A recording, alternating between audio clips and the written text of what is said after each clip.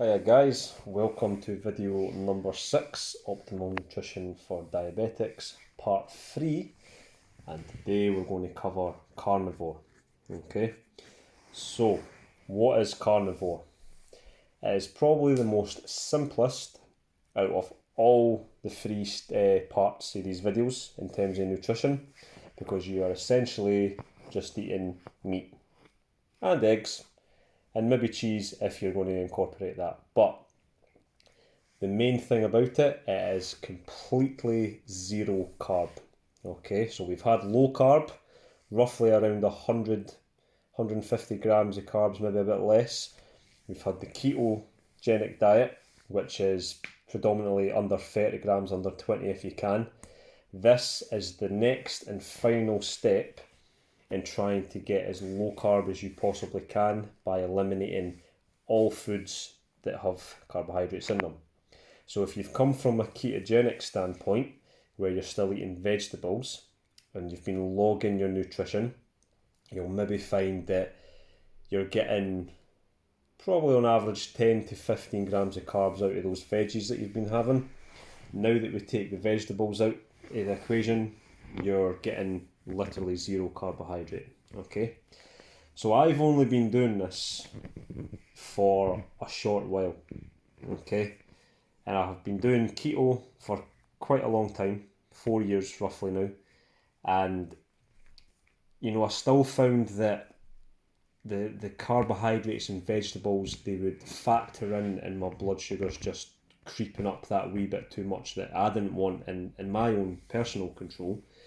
So I stumbled across carnivore and I thought, right, I need to give this a bash. So taking out the vegetables, eating red meat, white meat, pork, fish, eggs, that's pretty much what I am currently living on just now. Now you might be thinking, oh, that's just boring, how can you do that? When you eat foods that agree with your body and you don't have the spikes in blood sugar, like pretty much at all anymore, as long as you're obviously covering it with the insulin, and the food tastes good because these meats have got loads of fat in them, and fat is where the flavour is. I will do a video on this at some point. I could eat the same thing every day and it just tastes amazing. I don't need to have a lot of variety in my diet. I'm quite happy with the foods that I eat, and just as long as I feel satiated and full, tickety boo. It's brilliant how it works.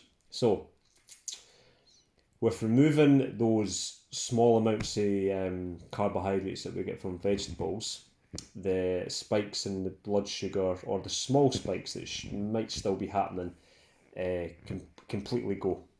Okay, and for me, it has been what has been missing in my nutrition approach to managing my diabetes.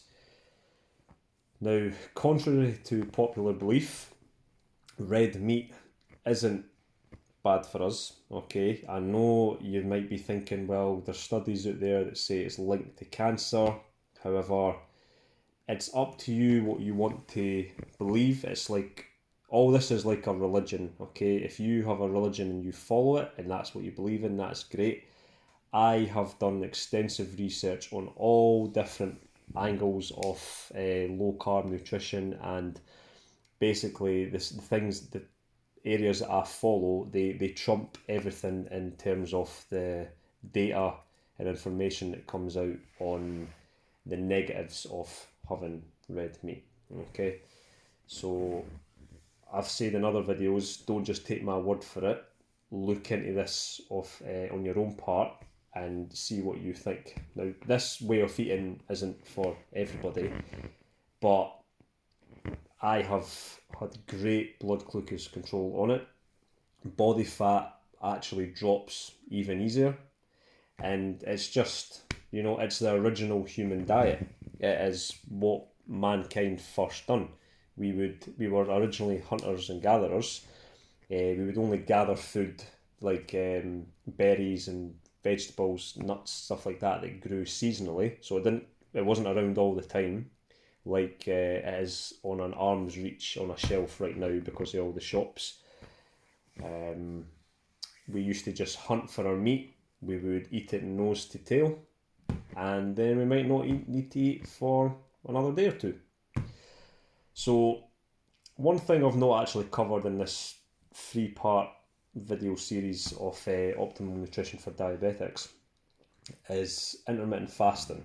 Okay, now when you go from the low carb diet into either keto or further into carnivore, like this video, you will probably start to realise you're not as hungry anymore, and you may find that you're skipping breakfast.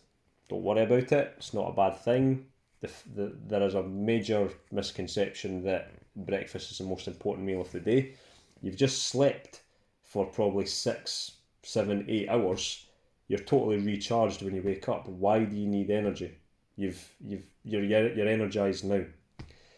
But in our lives, we predominantly have a breakfast, lunch, and dinner, snacks in between. We're programmed to eat carbohydrates and have those types of meals that we're just used to doing it. From the day you're born, we're used to doing that, and that's where you get the cravings from. But once you've adapted to this way of eating, everything just falls into place, okay? So yeah, intermittent fasting, I typically have one meal a day. It's a fairly big meal. You're talking maybe about 1,500 to 2,000 calories in it.